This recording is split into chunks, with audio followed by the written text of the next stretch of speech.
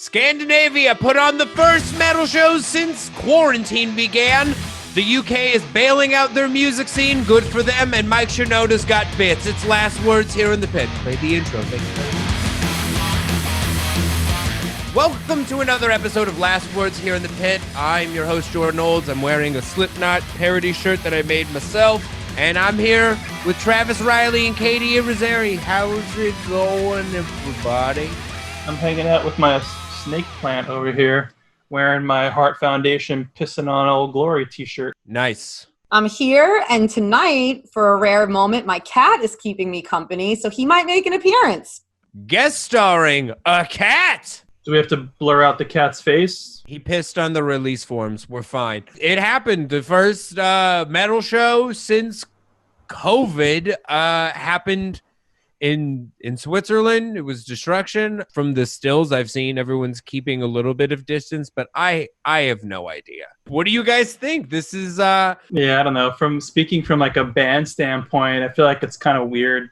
I guess, people are itching to play and people are itching to see bands play, and it feels like a very dangerous experiment, But it's funny. I was reading somebody talk about how like quarantining and this whole deal is kind of like a group project at school, where it's like, man, like if I have to rely on everybody else, this is kind of scary. We've seen like the designs released for like the outdoor socially distanced music festivals. Have you guys seen that diagram?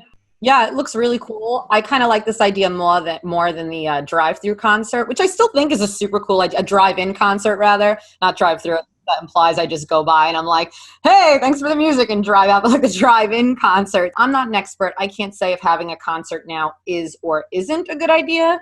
I just hope everyone there is safe and responsible. And let's face it, other countries have definitely proven to be more socially responsible as a whole than ours. For sure. I'm curious to see how it's going to go and how it's going to unfold. And I think it's a slippery slope. People just got to be cognizant that they're walking on a very fine line and can't get too greedy or push too far. I do, though. I really love the idea of these socially distanced concert, festival, outdoor kind of things, and the drive-in ones.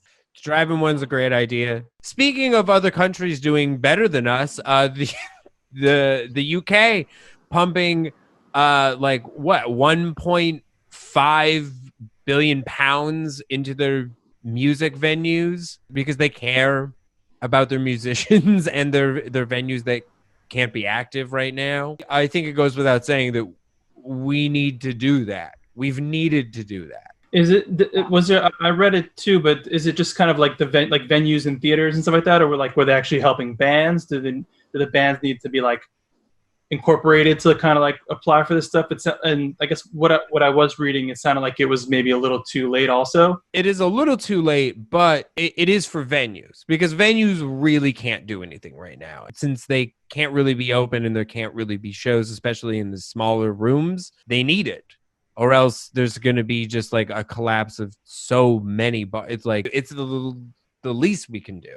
Yeah, I mean, it might be late, but it's better than not at all, I guess, right? Because hopefully, if it can save some venues, then that way when the shows do come around, bands will have places to play and those venues will be stable. This is something I really hope that we could see here as well, because, I mean, we, from going to so many shows, we collectively know so many venue owners and bartenders and bouncers and all these people who are directly affected by these closures. I think a lot of fans just see the narrow of it, that it's just the bands that are affected, and they don't realize it trickles down. It's not just the venue owners either. It's all the staff in that venue. How do we sustain so that these businesses don't feel they have to open and put people in danger because they're on Skid Row right now? There's a lot of venues that are close to my heart. I know close to your guys' hearts that we would be crushed if something happened to them and the people who work there. So I really hope to see them come forward. And let's face it, there's going to be a big demand for venues that need to be functioning in the next 2 or 3 years, or whenever concerts are coming back, because every band's going to want to be on the road. So, speaking of struggling musicians, that's all the new release song from Ruth Rundle is about. It's a B-side of her album that she released a year and a half ago on Dark Horses. The song is not about being a musician in COVID, but it is about the fear of the immediacy of being a musician and the drive to tour and like feeling like that all of it could end at any moment. And that's probably how a lot of musicians feel right now in COVID. What did you guys think of the song? This was a great song. I mean, I love Emma Ruth Rundle, and I really enjoy her music, and this didn't disappoint. I always love when musicians are really transparent about life as a musician, because I think younger kids and people who have that dream just see it as like you're just going to be Slipknot, you're just going to be a rock star, you're just going to have success. And even bands like that, there's struggles. There's a lot of struggles, a lot of fear. You know, you might write an album that's critically acclaimed. Well, your next one compared to that. And I just always appreciate the rawness and the realness that someone like Emma Ruth Rundle puts forward. Yeah, I think a lot of people don't realize that being in a band, like the bottom could literally fall out at any point. You know, like you said, pre there being a pandemic, there's literally like an endless amount of things that could happen that basically could kill your band. You know, so yeah, it's kind of it's good to know that, you know, musicians across all genres and sizes like deal with that stuff too. So you don't, it's not like it's just smaller bands that deal with it. But yeah, the song was cool. I like her stuff. I love songs about the music industry that aren't just about like, oh yeah, rock and roll. Like this is how it really feels. Yeah, it's like as a musician, it's like, oh, I can actually relate to this song. You know, like it's not like listening to like an 80s song where you're like, well, I wasn't doing cocaine, and like this bathroom is too wet to put cocaine anywhere. Right. You're like, but I have spent $3,000 in Albuquerque on a new transmission and thought that the band was gonna have to break up after the tour. You know. We have some brand new music coming. Like people are still making stuff in quarantine. The Deftones they're gonna put out a record in September. They finished it. That sounds pretty cool. I'm excited, man. I always love some new Deftones. So. Give it to me now. They're perfectionists, so you know that they're not going to put it out if it doesn't feel right. And I'm glad it feels right. Also, speaking of things that I guess feel right, Failure covered Depeche Mode. It's like a re-recording of their Depeche Mode cover. It's an Enjoy the Silence cover. What did y'all think? I thought it was great. Failure is awesome. Reading it on paper, I was like, huh. And then I listened to it. I'm like, it sounds exactly like what I thought it was going to sound like. It sounds like Failure playing that song, you know, which is not a bad thing. Yeah, we talk about covers on here a lot. Again, could always be hit or miss. Total hit for me with this. They really made it their own, but still kept it pretty true to form. Like, I dug it. I really did. And I think I read something online that Depeche Mode actually said, like, they were into it too. That's awesome. It's one of those things where, like, if you're not familiar with Depeche Mode, but, like, you know Failure, you would just think it was a Failure song because it just sounds like their style, you know. His voice is super, super distinct. Failure and Hum are bands that just like popped back into the zeitgeist, and I hear everyone talking about them as if like they were like the two most important bands, and I'm like, what did I miss? Like to that scene, those two bands are very like I never was into Hum, and I definitely got into Failure way later than most people did, but for me, the Fantastic Planet album of theirs is like super good, and like Paramore covered Failure, and I'm sure like the majority of their fan base is kind of like discovering Failure for the first time through that.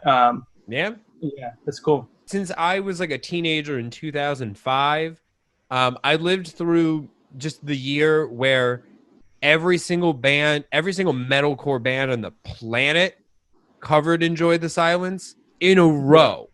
I've heard that guitar riff or that riff from that song played on every type of guitar. They found a lot of new stuff to do with it, which was really cool. But I do want to mention that I don't ever need to hear a Depeche Mode cover ever again. The two rules of life now are you don't cover Depeche Mode and you don't sing Bohemian Rhapsody at karaoke. Those are good rules. Yeah. Those are my rules. Leave Depeche Mode alone. We've done it too much. Mike Shinoda is running for president. Just kidding, I guess. Mike Shinoda starting beef with Kanye West, I guess, who is running for everything's weird. When I first read the headline to this, I was like, he might as well run for. Why not? But he's not. He made a joke about. He was like, I too am running for president. Have new music out. And honestly, Probably good on him, because I would not have known that he had new music out. Yeah, I'm just waiting for the Kanye, new album announcement or whatever it is that he's gonna push because of this. I don't know. Like, we already have two jokes running for president. Like, what's another one? I guess, huh?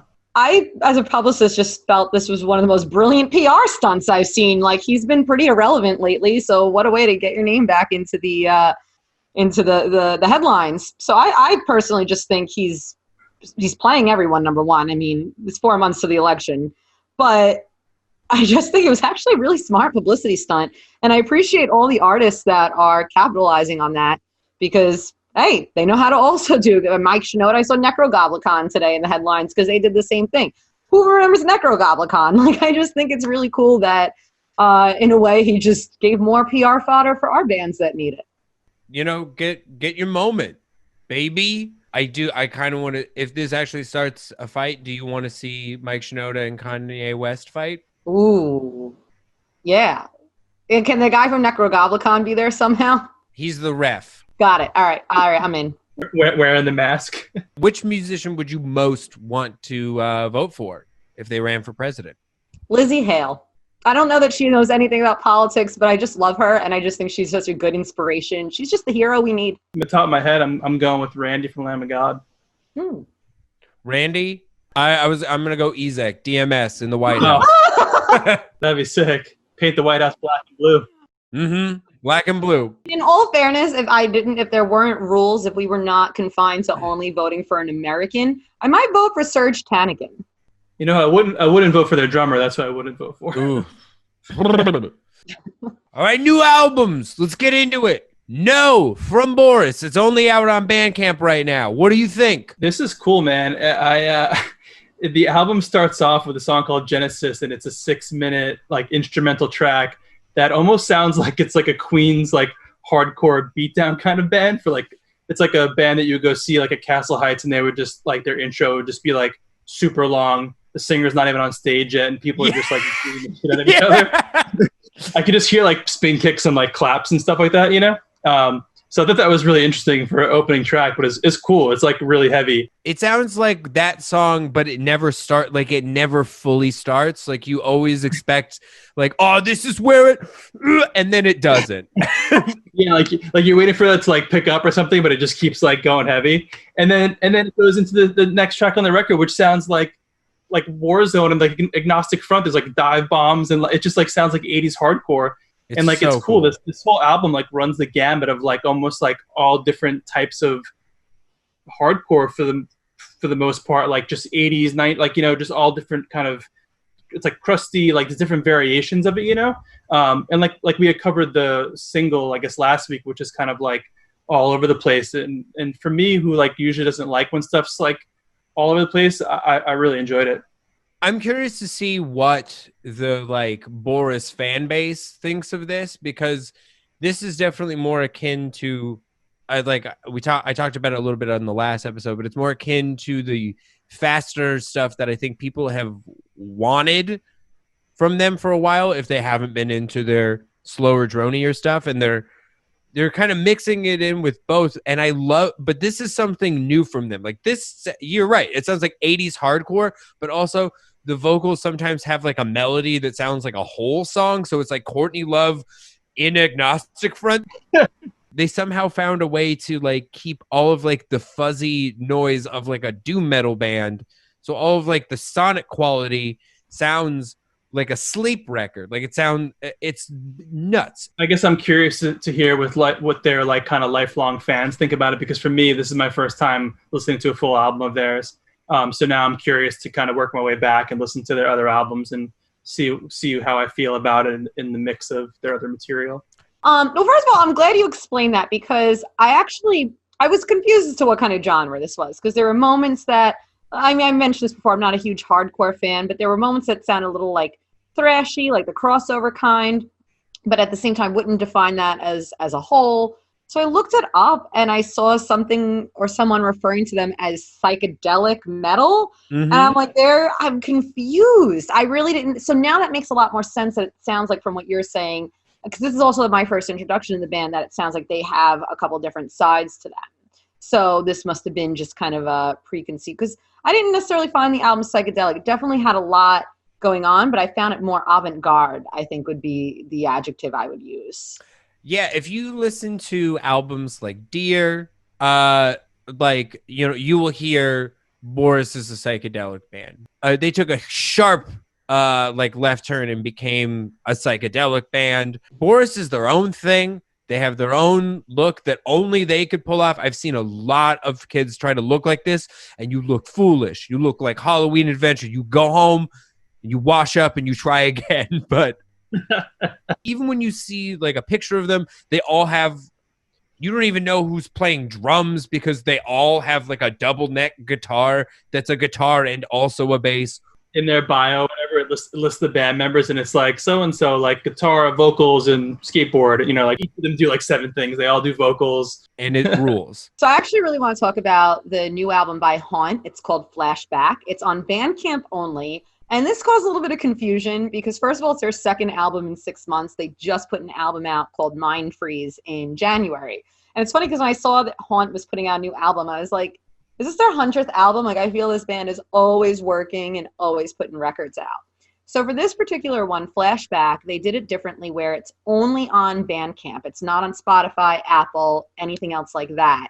And the way they released the album was they did something very similar to what Protest the Hero did a few years ago with Pacific Myth, where they just released it song by song. So every Friday for however many tracks are on the album for that many weeks, they released a new song. I think because this wasn't really on typical digital streaming partners, it created some confusion where fans were probably like, yeah, I know they put out a new album. They just did. 'Cause I kind of thought that until I realized, no, they put this out. You guys had only listened to Mind Freeze because, again, of the confusion with them putting out 2 albums in just a few months' time. What I love about this band is they're super, like, nostalgic Nawabum. Like, they sound like Accept and Saxon and Judas Priest, like, all, like, came together and had this, like, baby.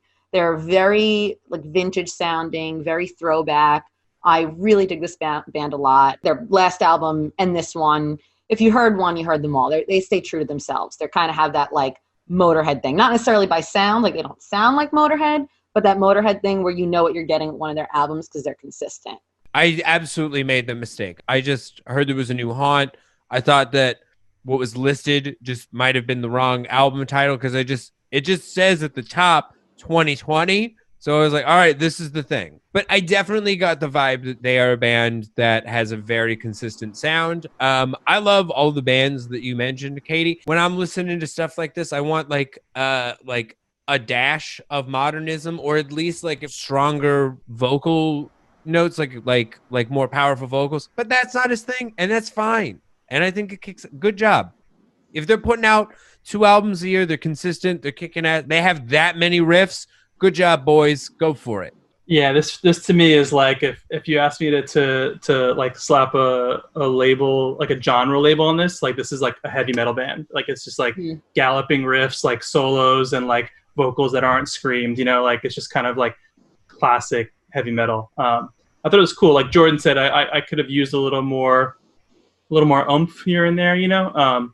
But I thought it was cool. I didn't hate it at all. And now I got to go and listen to the new album that came out.